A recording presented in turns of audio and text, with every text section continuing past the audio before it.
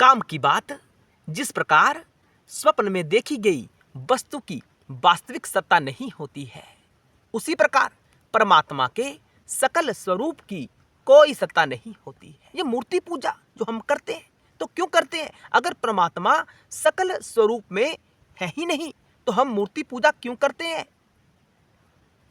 तो कहा गया, शिव ने कहा कि हे देवी, कुछ जीव अत्यधिक पथ भ्रष्ट हो चुके हैं, उनको सही मार्ग पर लाने के लिए, उनको शिव मार्ग पर लाने के लिए मूर्ति पूजा का विधान किया गया है ज्ञानी जनों के द्वारा।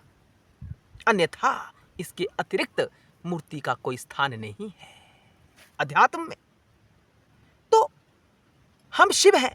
हम आपको सभी वीडियोस में कहते हैं कि शिवोहम शिवोहम, हम सब शिव हैं। हमारे बीच और शिव में कोई भेद नहीं है। भेद केवल माया का है। माया यानी यह शरीर, माया क्या है? जगदम्बा। माया यानी शिव की शक्ति, उसी का भेद है।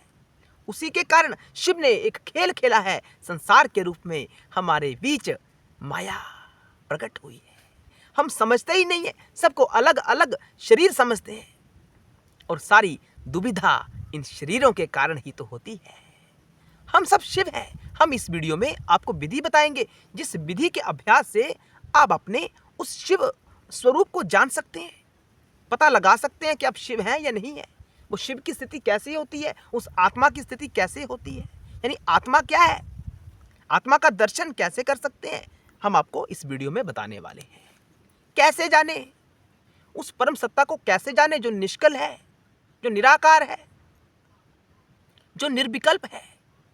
तो सूत्र हम आपको बताएंगे जो सूत्र शंकर जी ने भवानी से कहा था। शिव ने कहा कि हे भवानी, मुझे शक्ति के माध्यम से ही जाना जा सकता है, मुझे मेरी माया शक्ति के माध्यम से ही जाना जा सकता है, मुझे मेरी क्रिया शक्ति के माध्यम से ही जाना जा सकता है। क्रिया शक्ति यानी यह शरीर, इस विश्व की जो सारी क्रियाएं हैं वो कहां से हो रही है? देह से ही तो हो रही है।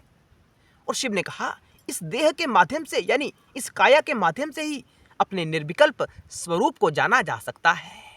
कैसे? एक छोटा सा अभ्यास अंत तक अवश्य देखना।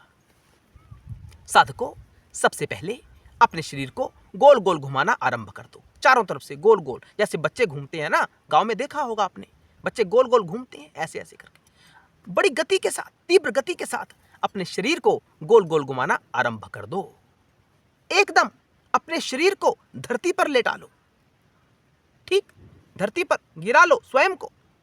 गोल गोल घूमते घूमते अपने शरीर को धरती पर गिरा लो। अचानक कुछ समय तक आपको लगेगा कि आपके चारों तरफ का वातावरण ऐसे गोल गोल गोल घूम रहा है, सारा संसार ही घूम रहा है, आपको प्रतीत होगा। और कुछ समय के बाद जब गोल गोल घूमना बंद हो जाएगा, तब आपको एक अद्भुत शांति प्राप्त होगी। वही आपकी निर्विकल्प स्थिति होगी।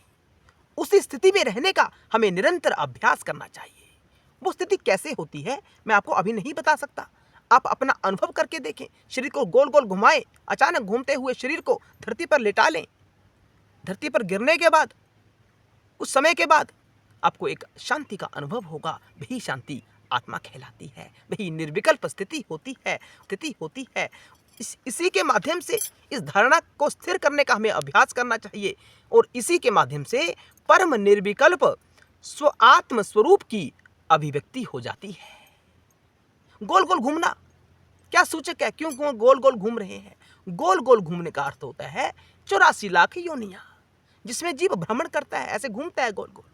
उसे शांति प्राप्त नहीं होती। जब वो ठहर जाता है, स्वयं को धरती पर लिटा लेता है, यानी जब उसे शिव ज्ञान की प्राप्ति हो जाती है, तब जीव को शांति प्राप्त होती है। यही इस धारणा का अर्थ है। जो मंदिर में परिक्रमा करवाई जाती है ना, वो इसी आधार पर करवाई जाती है। मंदिर में परिक्रमा इसी विधि के आधार पर है। ये विधि कहां से है? विज्ञान भैरव तंत्र से ये विधि प्राप्त की गई है। अपनी निर्विकल्प स्थिति को प्राप्त करना कितना सरल है। छोटे से अभ्यास से, अपने शारीरिक अभ्यास से हम अपनी निर्विकल्प निष्कल स्थिति का बोध पा सकते हैं। हर हर महादेव। जय शिव शंकर।